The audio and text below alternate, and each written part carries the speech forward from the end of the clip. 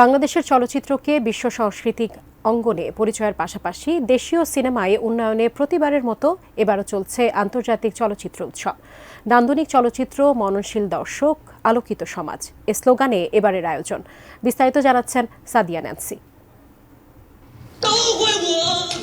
আন্তর্জাতিক চলচ্চিত্র উৎসবের ২৩তম আসরে এবার ৯টি বিভাগে দেখানো হচ্ছে ৭৫টি দেশের ২২০টি চলচ্চিত্র।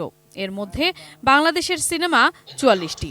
রাজধানীর ৬টি ভেন্যুতে সিনেমা প্রদর্শনী চলছে। থাকছে মাস্টার ক্লাস ও women films makers conference.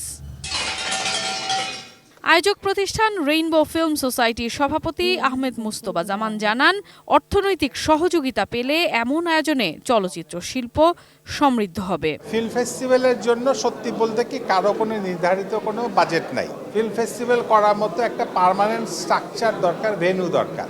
Cultural ministry এখন মোস্তফা সরোয়ার ফারুকীর হাতে পড়েছে। এখন হয়তোবা একটা চলচ্চিত্রের কেন্দ্র হিসাবে বা কিছু একটা করার উদ্যোগ নিতে পারে। বিভিন্ন দেশের চলচ্চিত্র জাতীয় ও বৈশ্বিকভাবে উপস্থাপনের প্ল্যাটফর্ম এটি। পাশাপাশি এমন উৎসব বিভিন্ন দেশের কৃষ্টি ও সংস্কৃতির মেলবন্ধন সৃষ্টিতে ইতিবাচক ভূমিকা রাখবে বলে মনে করেন সিনেমা বোদ্ধারা। কালার এক্সপার্ট, জর্জ স্যাপ এবং মাইল্ড অন হ্যান্ডস টেকনোলজি সমৃদ্ধ অরিক্স ক্রিস্টাল ওয়াশ আপনার লন্ড্রি এক্সপার্ট। এই সমস্ত ফেস্টিভ্যালগুলোতে ইউরোপিয়ান এই যে ৩টি বড় বড় চলচ্চিত্র উৎসব, সেখানে অনেক নতুন নতুন ধরনের কাজ, এক্সপেরিমেন্টাল কাজ এবং নতুন ধরনের ক্লাসিক্যাল ফিল্ম এখানে আসলে দেখানো হয়। সেগুলো দেখার অভিজ্ঞতা হবে। একান্তই খোঁজ খবর রাখে, তারা দেখতে আসে। মাস পিপল জানেও না এখানে কত বড় বড় ফিল্ম মেকে আসলো, চলে গেল। গত বছর বোধহয় মাঝে এসেছিলেন, কয়টা মানুষের সৌভাগ্য হয়েছে তার সাথে দেখা করার।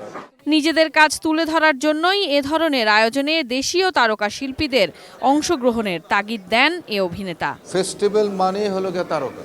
ফিল্মের মানুষগুলো অন্য দেশের আর্টিস্টদের সঙ্গে, ডিরেক্টরদের সঙ্গে, সকলের সঙ্গে একটা যোগাযোগ হবে, কথা হবে, আলাপ আলোচনা করবে।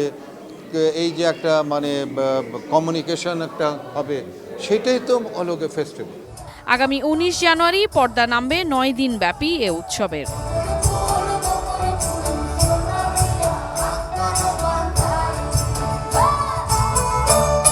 Sadia Nancy, ATN news, Dhaka.